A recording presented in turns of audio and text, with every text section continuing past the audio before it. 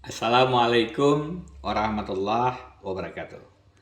Dari Melbourne, Australia, saya terus mengikuti perkembangan di tanah air, lebih khusus di Kalimantan Selatan, daerah kelahiran saya. Ada dua peristiwa yang terjadi minggu lalu. Hari Kamis, Presiden Jokowi datang meresmikan pabrik biodiesel yang dimiliki oleh John Lynn Group. Besoknya, hari Jumat, ada penganiayaan, pembacokan terhadap advokat Jurkani yang sedang mengadvokasi persoalan tambang batubara ilegal. Dua hal ini meskipun sekilas tidak terkait, tapi harus kita kritisi dan harus kita sikapi dengan tepat.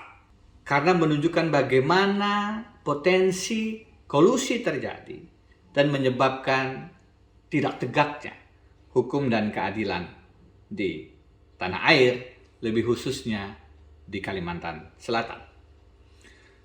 Presiden Jokowi meresmikan satu proyek adalah hal biasa dan normal.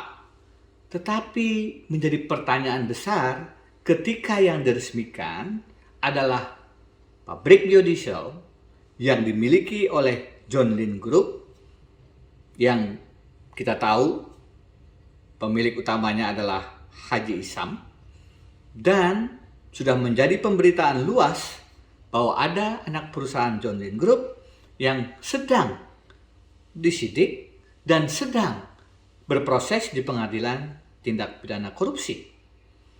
KPK sudah memanggil saksi-saksi. KPK juga melihat ada indikasi keterlibatan korporasi John Lynn dalam penyuapan pegawai pajak, dan nama Haji Isam diberitakan disebut sebagai yang menginisiasi proses penyuapan.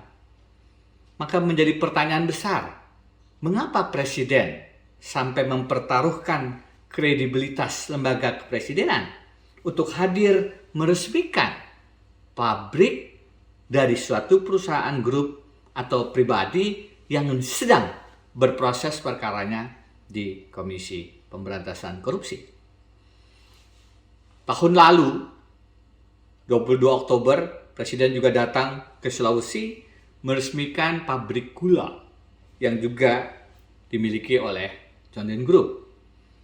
Jadi tidak sulit memang melihat eratnya relasi antara kekuasaan istana dengan John Lynn Group yang dimiliki oleh Haji Isam.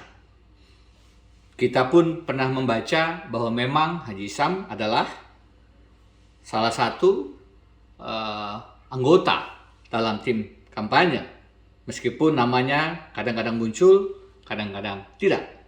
Tetapi relasi semacam ini antara pemodal dengan hasil pemilu kita, antara kekuatan modal dengan presiden, tentu saja harus betul-betul sesuai dengan aturan hukum dan tidak kalah penting, sesuai dengan etika bernegara.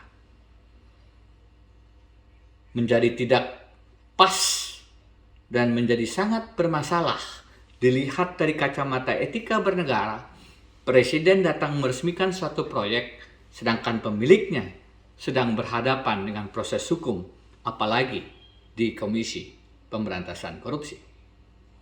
Peristiwa kedua, pembacokan yang dialami oleh advokat Jurkani yang menyebabkan yang bersangkutan sekarang terluka parah di tangan dan kakinya. Padahal advokat Jurkani sedang mengadvokasi persoalan tambang ilegal batu bara di Tanah Bumbu, menunjukkan lagi-lagi bagaimana kekayaan emas hitam ini menarik banyak sekali kepentingan.